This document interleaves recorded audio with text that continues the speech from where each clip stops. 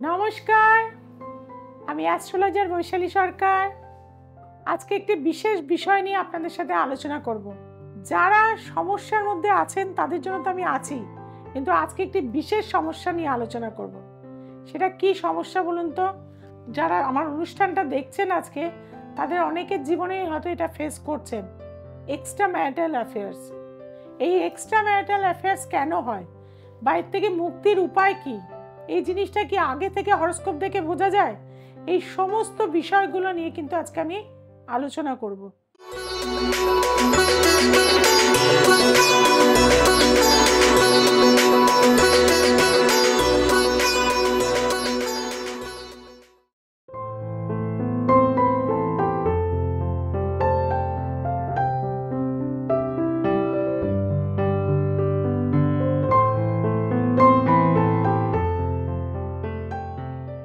প্রথমেই বলবো যে আমাদের রাশিচক্রে 4টে কিন্তু দ্বৈত রাশি রয়েছে, অর্থাৎ মিথুন রাশি, কন্যা রাশি, ধনু রাশি এবং মীন রাশি।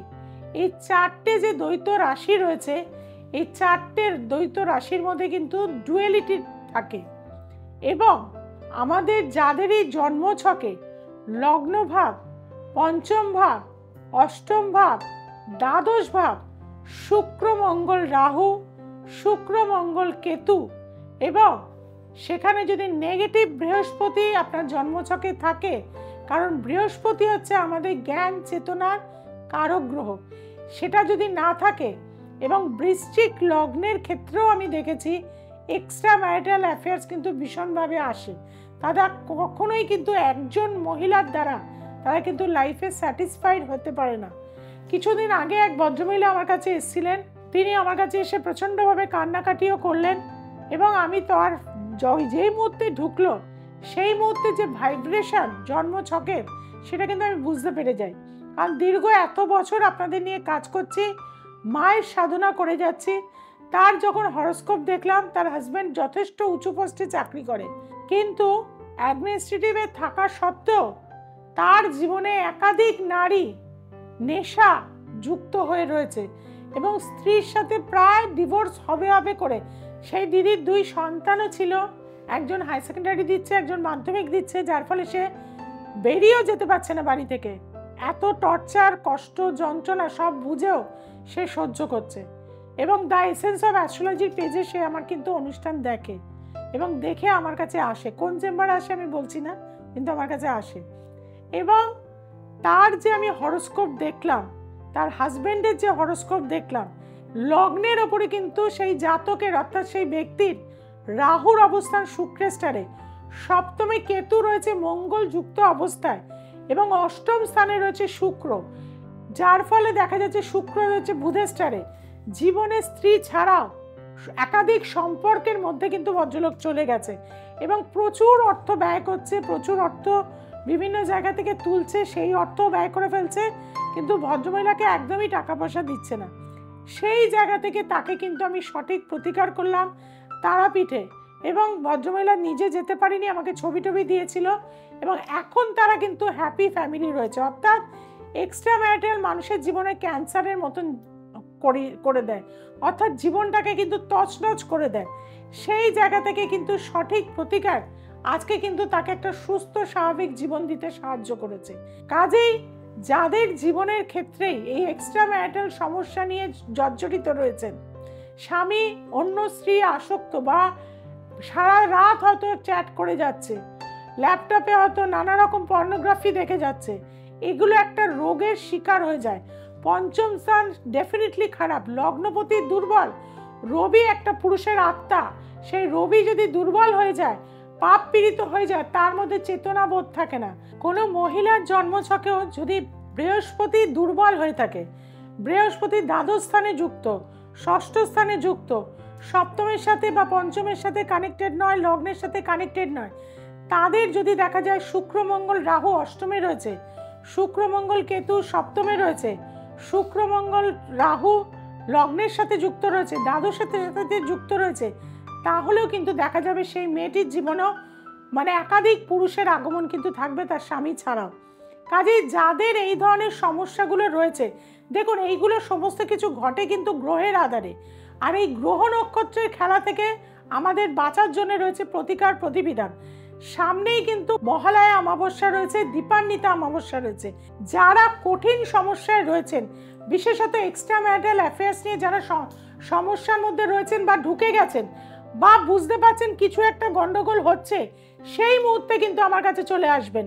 এক কপি ছবি নিয়ে, নাম গোত্র নিয়ে কিন্তু আসতে হবে, কারণ আপনার পার্টনারকে কিন্তু সাথে নিয়ে আসতে পারবেন না। যদি নিয়ে আসতে পারেন ওয়েল অ্যান্ড গুড, কিন্তু তিনি অবশ্যই আসতে চাইবেন না। কাজেই হুডাতন্ত্রের দ্বারা কিন্তু তারাপীঠ মহাশ্মশানে বহু মানুষের কিন্তু আমি এই ধরনের পরিত্রাণ দিয়ে এসেছি। এবং যারা চাইছেন এই সমস্যা থেকে মুক্তি পেতে, একদম সুস্থ জীবন পেতে, কারণ আমি অগণিত মানুষের এই ধরনের সমস্যা, কারণ এইগুলো গ্রহের ফেরেতে হয় এবং ট্রানজিটের ফেরেতে হয়।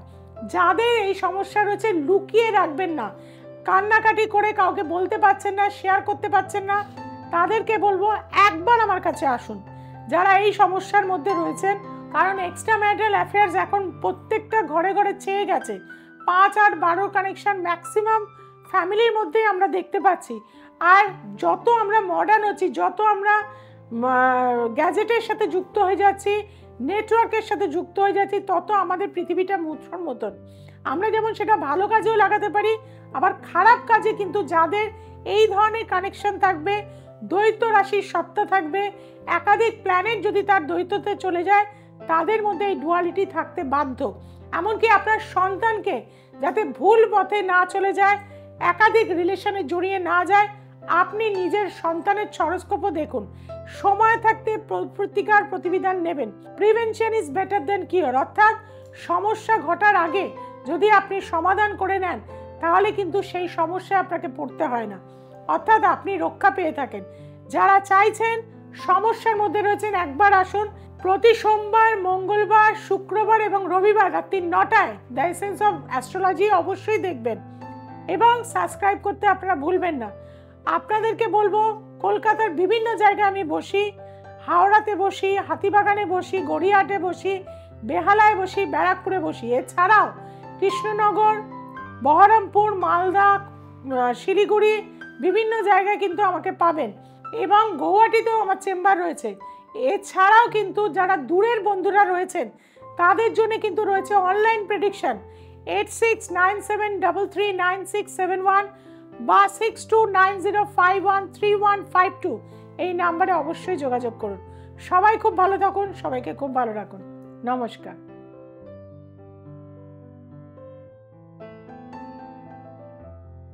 হ্যালো, আমি রিয়া মান্না, আমি রানপুর থেকে এসেছি। আমার বিয়ের খুব প্রবলেম চলছিল, তো আমার রিসেন্টলি বিয়ে হয়েছে, ম্যামের জন্যই হয়েছে। আমি ম্যামের থেকে কিছু সাজেশন নিয়েছিলাম, ওখানে সলিউশনে হয়েছে। আমরা এখন খুব ভালো আছি, ঠিকঠাক ভাবে আছি। তোমরা যদি কেউ যোগাযোগ করতে চাও ম্যামের কাছে, তো যোগাযোগ করতে পারো ম্যামের কন্ট্যাক্টে। নমস্কার, আমি ছবি ভট্টাচার্য, রানাঘাট থেকে আসছি। আমি বৈশালী দিদির কাছে আসছি 3 মাস ধরে আমার ছেলের একটা সমস্যা নিয়ে। ছেলে একটু উগ্র হয়ে গেছিল, বেপথে চলে যাচ্ছিল, আমার কথা শুনছিল না। তো সেই সমস্যা জানি আমি দিদির কাছে এসেছি এবং দিদির কথা মতো রেমেডি ইউজ করছি। সেগুলো নিয়ে আমি অনেক উপকৃত হয়েছি। ছেলে এখন অনেকটা ভালো আছে। আগামী দিনগুলোতে আমি আরো আসবো দিদির কথা মতোই। ছেলে সুস্থ হচ্ছে, ধীরে ধীরে কথা শুনছে, ভালো আছে। তো আপনারাও আসুন।